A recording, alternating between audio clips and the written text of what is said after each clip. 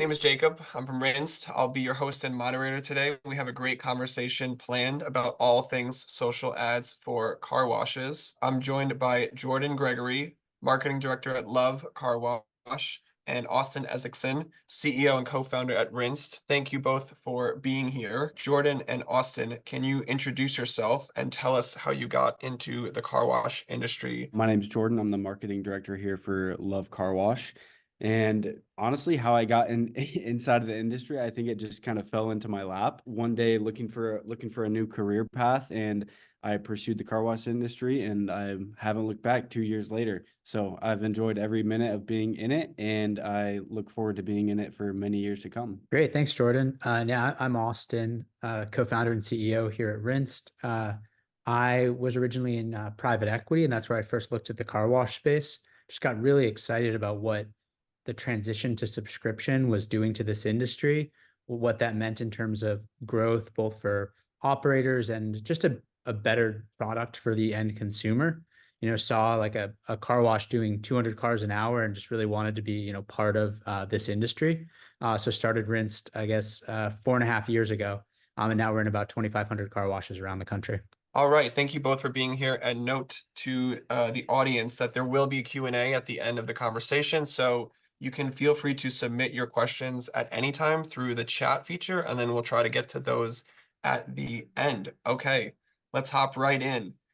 Jordan, starting with you. For car washers who might not be using social ads today, what is the goal of social ads, and why is it a channel that is worth leveraging? Yeah, most definitely. So I think just social overall is importance to your brand. When somebody's looking for whether it's a restaurant, a car wash, or some place to go, I mean, as far as my generation and generations to come, they're checking out their website first, whether if they have a menu online, do they have a social presence? What does that social presence look like? So I can kind of get a feel for the business of how this business is going to operate, right? Just building a brand recognition, brand awareness, how your business operates, how your business looks, whether it's Facebook, Instagram, LinkedIn, TikTok. I think creating all different sorts of content on those platforms helps the end consumer get a feel for what your business is going to be like when they show up. And when they show up on site, are they going to see friendly faces? What does the building look like? What kind of offer are they going to entice when they pull up to the pay station?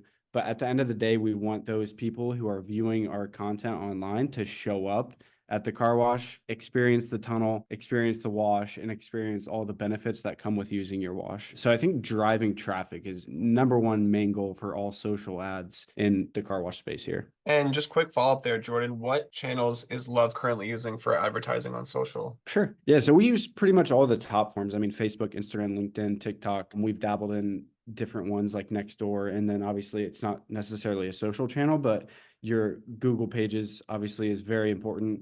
And then Yelp pages as well. Awesome. Thank you. And Austin, question for you. How should car washes be thinking about measuring success of their social ad campaigns? What do you see as the most important KPIs and why? Yeah, I think it depends a little bit what kind of campaign we're talking about. So is this a new site launch where you want to be actually measuring the customer acquisition cost in terms of, cost to actually get a new member? Or is this more of a brand awareness campaign like Jordan mentioned, where what you're hoping to do is really distinguish your wash from the one up the street or the guy building, a mile from you. But in terms of the kind of new site launches and driving membership traffic, we really try to focus on attribution and getting a clean number on what's the cost that we expect to acquire a new member. Jordan, for you, what data are you looking at Love for social ads? Sure. And how does that differ by, daily, weekly, or monthly? What are some of those metrics? Yeah, so a big data point for us is we do promote free car washes on a lot of our social ads, and obviously that's a very, very easy way to get a consumer on site and to experience the wash. But using Rinse, promoting free car washes online, that customer comes in, redeems their wash, and what we're looking at is when that customer turns into a member, right? So what member revenue are we seeing from, say, a car wash ad for a specific location in Vegas that's advertising within 2 miles of a certain location? Let's say we have 2,500 people get a free car wash voucher, and we have 1,250 of those use that voucher, and we have 500 sign up for a membership.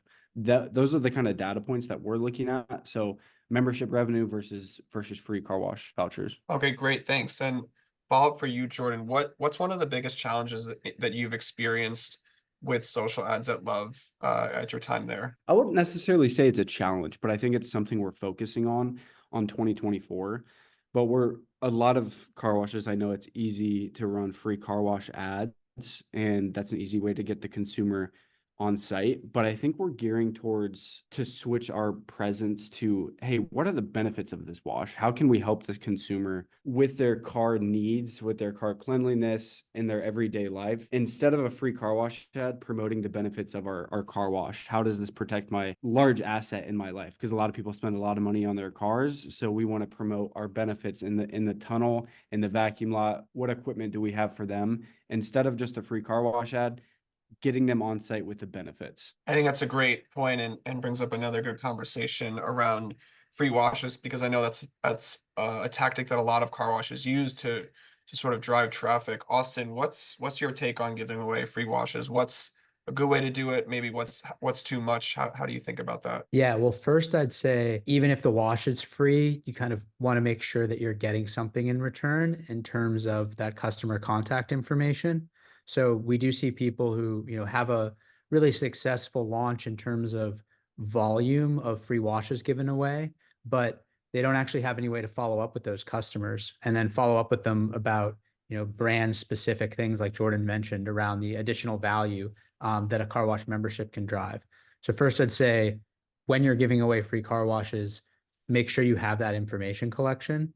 And then two is I think they're really powerful for new site launches or a particular promotion. But for the, regular way, ongoing mature site, if you're going to be running a free wash promotion, you want to just do that in bursts. That shouldn't be an everyday thing, but instead a way to get new people to the site. Thanks, Austin. That's really insightful. The follow-up question for you here: what's one of the keys you've seen to car washes having success with social ads, and why? Yeah, I think where we see people have difficulties is really around attribution and making sure, to Jordan's point of, if I start with a free wash campaign, ultimately I want to know, even if it takes 3 months, how many of those people eventually became members. And, connecting the dots there can be really difficult. That's one thing where having contact information so that you can, see if somebody signs up with that same phone number, or having a way to track their license plate from day one, are both really great ways to make sure you're connecting the ultimate sign up of a membership to that original campaign. Ultimately, you need that attribution to make sure that you're continuing to spend those top of funnel dollars in the right place to find, likely prospects for membership. Austin, one more for you here. What do you think separates average social ads for car washes from amazing social ads? Yeah, I think in terms of performance, one of the key things with the best performing campaigns we've seen, they'll always have their retargeting really set up and honed in.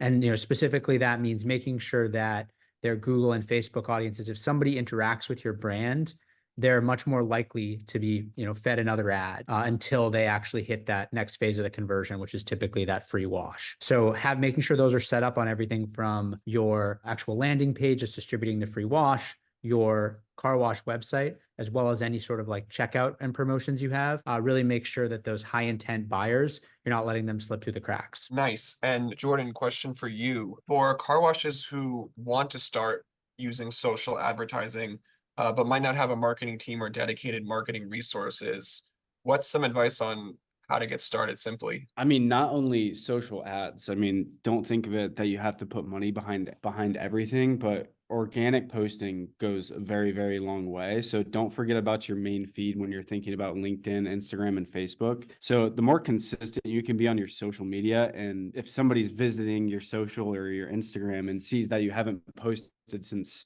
October 1st, 2020, they're going to be less inclined to kind of interact with that page. So don't be afraid to post. Just organically stay active as much as you can on your social, post relevant content to kind of what your wash has to offer.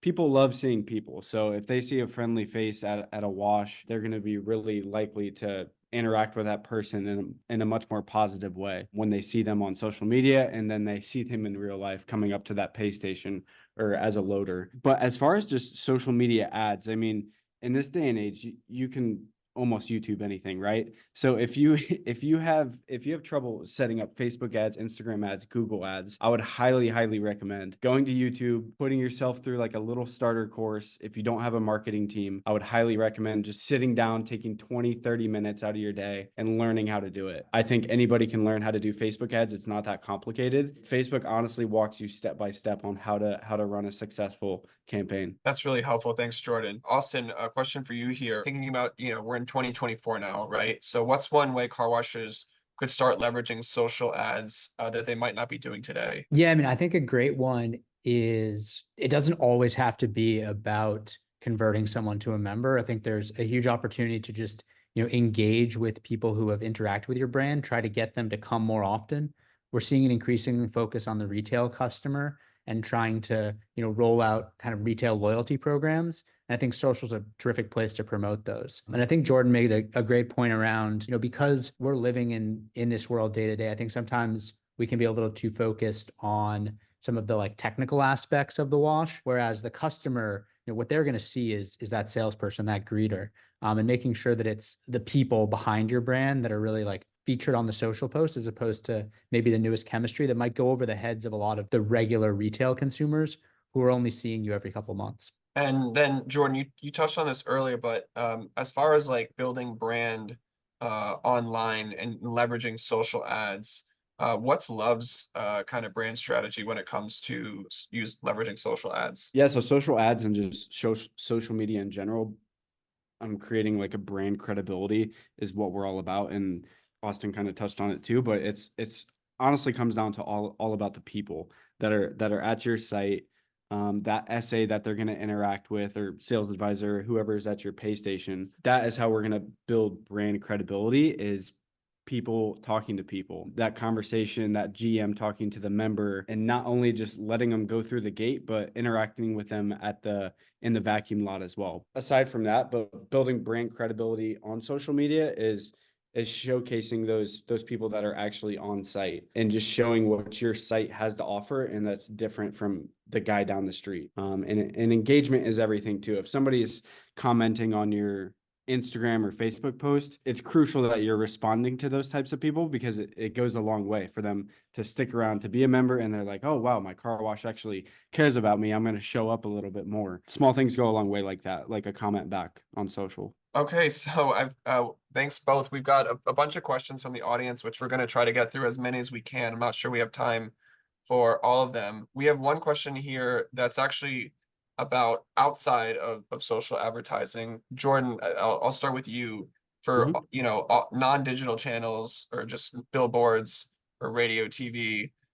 What have you seen as maybe being the best sort of investment for Love? A big 2023 and 24 focus for us is local store marketing. So this is whether you're a large brand with 80 plus sites, 100 plus sites, or you have 3 sites. If you can hone in on, say, the little league team that's in that town, right? Sponsor that team, throw 800 to $1,000 at that team, sponsor all their shirts, get your logo on it. I think local store marketing and sponsorships of local high schools, club teams go a really long way. And as you mentioned, radio and billboards, we've done radio in the past, and we've seen it become successful for grand openings specifically. As far as long-term radio, it may work for some. I think that kind of goes city by city and case by case, but radio has been effective. Billboards are obviously effective. If you have a billboard on your site and you're lucky enough to have a billboard like close enough to your site, it's very effective. You can kind of guide people to go directly to your car wash. So if it was me, I would recommend local store marketing, sponsoring that local little league that's in your town, sponsoring that high school football team, soccer team, and then billboards too, I think are very helpful. Yeah, I just want to second what Jordan said on the local aspect. I mean, I think we see folks have amazing results with fundraising, working with local organizations, and that just does so much, I think, for brand awareness in your area as well. And Austin, follow-up question here for you from Todd. This is about acquisition costs for a monthly member. I think this is pretty important if you're going to be running social ads to consider what you're actually paying to acquire the customer. What do you see as like a good target acquisition cost for a car wash customer? Firstly, we want to think about what's the lifetime value of that customer. And I think based on our latest numbers, we're seeing sort of mid $400 customer lifetime value. That's sort of over a 36-month period, which I think is a good place to look at it. And then in terms of what it actually costs to acquire that customer, I think the best we've seen for a new store opening was sort of high single-digit dollars, but typically it's more like high 20s, low 30s for what we've seen to cost to acquire a member. All right. Well, I think that's all the time we have for today. But thank you everyone for joining. Thank you, Jordan, our special guest, and Austin for sharing all of your insight today. We are planning on having more of these in 2024 to help all car washes in the industry grow and learn together. So thank you for joining and participating, and we'll see you soon.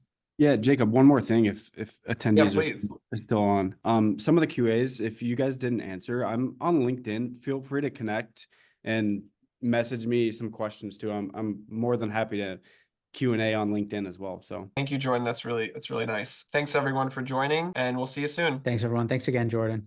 yep, thanks guys.